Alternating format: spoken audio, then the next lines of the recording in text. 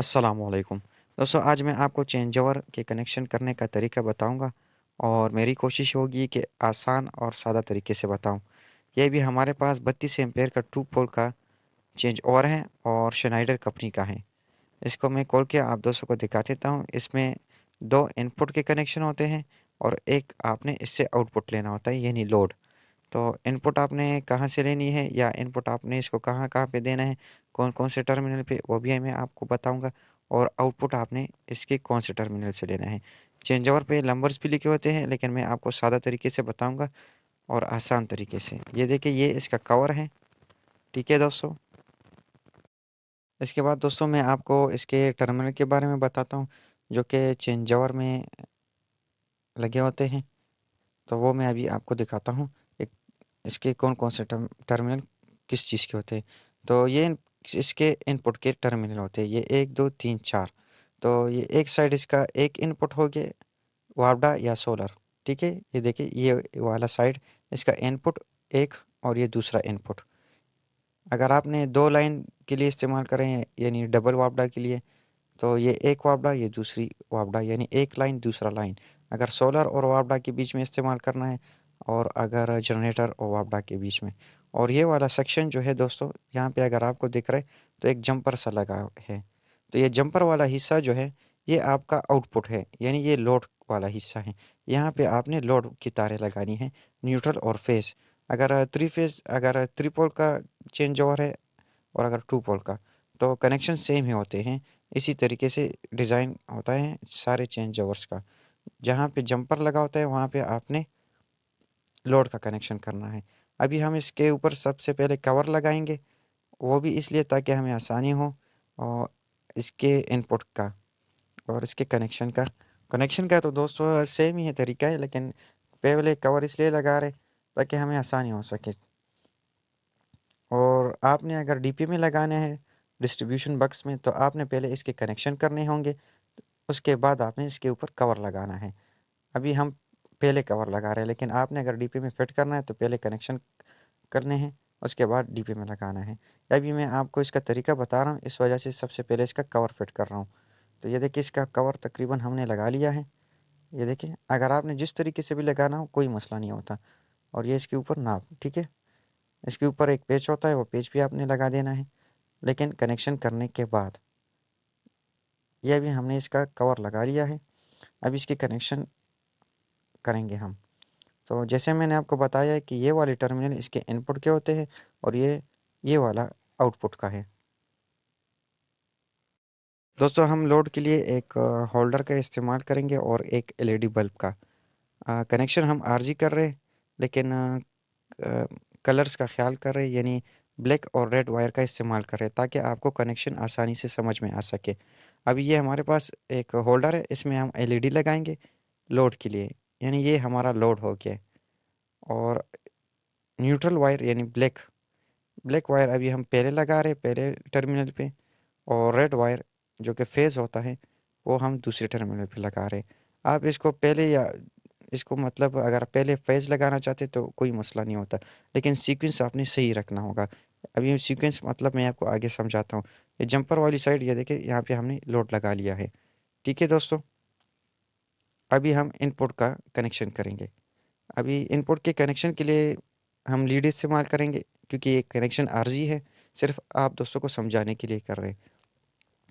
तो लीड में भी हम ब्लैक और रेड का इस्तेमाल कर रहे हैं।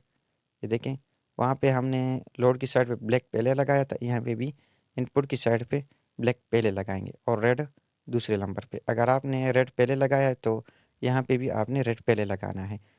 तो सेम इस तरीके से आपने कनेक्शन कर रहे हैं। अभी इस पे लंबरिंग भी होती है, अगर आपने लंबरिंग के तरीके से लगाना है तो फिर भी सही है। अभी मैं आपको सादा तरीके से समझा रहा हूँ। यानी जहाँ पे जंपर लगे हैं, वहाँ पे आपने लोड देना है और जहाँ पे जंपर नहीं होते, वहाँ पे आपके इनपुट के कनेक्शन होते हैं। तो ये भी हम दूसरे इनपुट का कनेक्शन कर रहे हैं, वो भी एक लीड की मदद से। यहाँ पे हमने ब्लैक और रेड का भी इस्तेमाल किया है।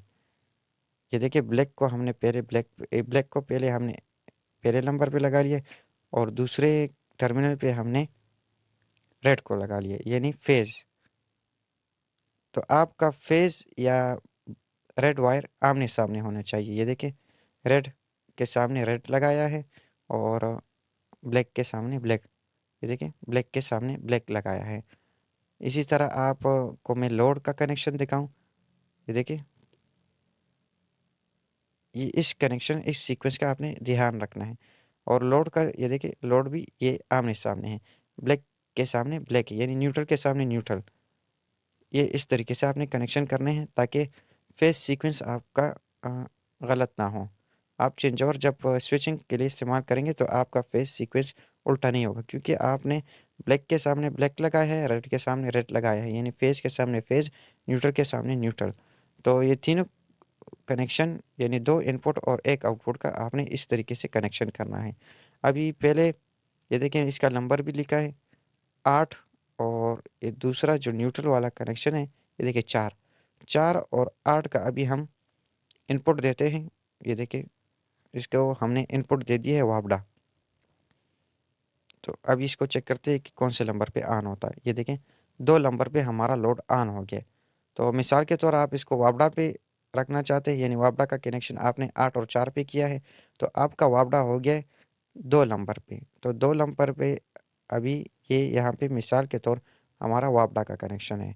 और 1 नंबर पे अगर आपने जनरेटर लगाया है या लाइन 1 लगाया है या सोलर का कनेक्शन किया है, तो वो आपके 1 नंबर पे आ गए। ये देखिए, अभी मैं आपको इसका स्विच, 1 नंबर के टर्मिनल का स्विच अभी हम लगा लेते हैं और इसको स्विच को, ये देखिए 1 नंबर पे हमारा ये सोलर हो गया। तो आप इस पे सोलर लिखना चाहते हैं या लाइन 1 लिखना चाहते हैं या जनरेटर लिखना चाहते हैं। जो भी आपने कनेक्शन किया हो वो आप इस पे याद दिहाने के लिए लिख सकते हैं। तो ये तरीका है दोस्तों चेंज ओवर करने का, कनेक्शन करने का तरीका। तो सेम तरीका है अगर 2 वापडा के बीच में आपने चेंज ओवर लगाना है, या जनरेटर और वापडा के बीच में, या सोलर के इन्वर्टर और वापडा के बीच में। तो सारों का तरीका ही एक ही जैसा है। ये देखिए दोस्तों, ये कनेक्शन है इसके, ब्लैक के सामने ब्लैक, रेड के सामने रेड। एक साइड पे एक इनपुट, दूसरी साइड पे दूसरी इनपुट, और जो जंपर वाली साइड है वहाँ पे आपने इसका लोड देना है। ये देखिए, ये जंपर वाली साइड पे आपका लोड का कनेक्शन आएगा। चेंजओवर आपका 3 पोल का हो, 2 पोल का हो, उसमें जहाँ पे जंपर लगा होगा वो आपका आउटपुट का होगा, और दूसरी वाली साइड जो इस तरीके से होगी वो आपकी इनपुट की होगी। उम्मीद है दोस्तों आपको वीडियो अच्छी लगी होगी। वीडियो आपको अच्छी लगी हो, इससे फ़ायदा पहुँचा हो, तो लाइक, शेयर और चैनल को सब्सक्राइब ज़रूर करें। और दूसरी बात दोस्तों, चेंज ओवर को सोलर इन्वर्टर और वापडा के बीच में इसलिए लगाते हैं ताकि इमरजेंसी सूरत हाल के लिए काम आ सके, यानी अगर इन्वर्टर ख़राब हो जाए और कारीगर टाइम पे ना पहुंच सके उस वक्त, तो कस्टमर अपने लिए ख़ुद चेंज ओवर का स्विच घुमा के वापडा पे कर सके और अपने लिए वापडा की बिजली स्टार्ट कर सके जब तक इन्वर्टर ख़राब हो। तो इमरजेंसी सूरत हाल के लिए चेंज ओवर अक्सर इस्तेमाल करते हैं, और अगर ये आप लगा लेते हैं तो बेहतर होता है, क्योंकि आप आसानी से अपने लिए वापडा को स्टार्ट कर सकते हैं और अपनी बिजली बहाल कर सकते हैं। अस्सलाम वालेकुम।